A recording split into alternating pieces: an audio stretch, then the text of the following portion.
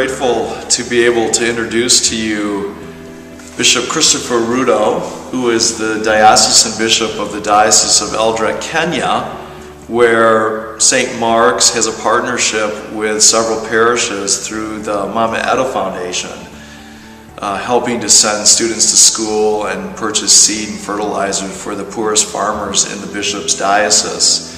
And he has been here all weekend, and we just walked out of morning prayer with St. Mark's Middle School. And in morning prayer, we read from Paul's first letter to the Corinthians, the 13th chapter, where Paul talks about love and defines love from God's perspective.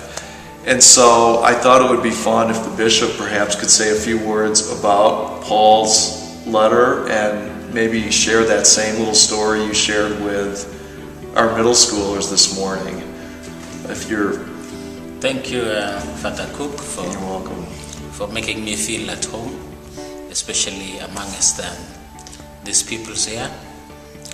The love we have shared together, more striking to me especially, was standing outside at the end of the service with these 5 girls who have been involved in the Hope in Kenya fundraising, and they have raised almost 4,000 bucks, these little girls, just to keep these Kenyan boys and girls also in school.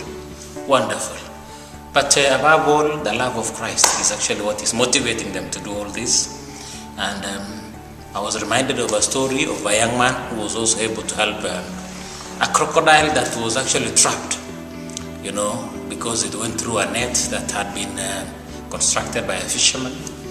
And as this young man passed by and saw this crocodile struggling to get out of it, although he was afraid that this creature could actually bite him, but he was persuaded actually that this animal could actually be let free. But at the end of it all, he got himself almost hurt by the same creature after releasing it from the net and grabbing his leg. And the young man was able to ask the crocodile, "I'm doing good, why are you doing bad to me?"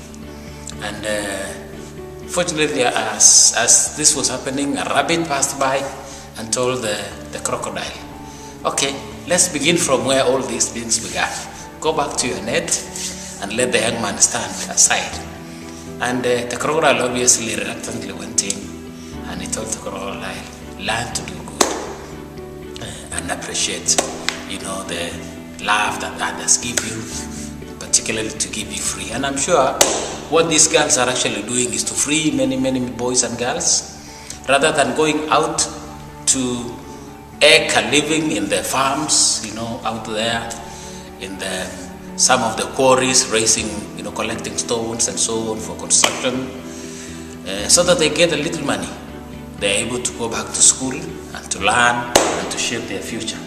And actually this is what St. Mark's is also doing by enabling those boys and girls, rather than to be out there maybe herding animals, to be able to go back to school and to study like the others. And I think this is very a very strong act of love that they are showing to them out there. Thank you. You're welcome, and thank you. And what the bishop really challenges us to do is to look at how we love.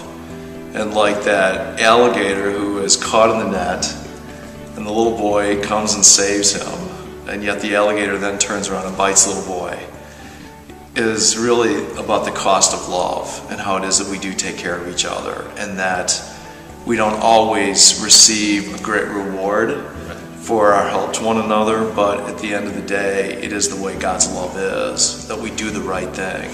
The little boy saves the alligator. The children at St. Mark's raise the money for these girls and these students in Kenya. They may never meet these girls, they may never know these students, but they do the right thing. And in doing that, they are really loving the way God loves us. So I guess the challenge for this week is for all of us to kind of wonder, how is it that I love, and what am I willing to sacrifice for the sake of another? May you wrestle with that question during this 5th week in Lent.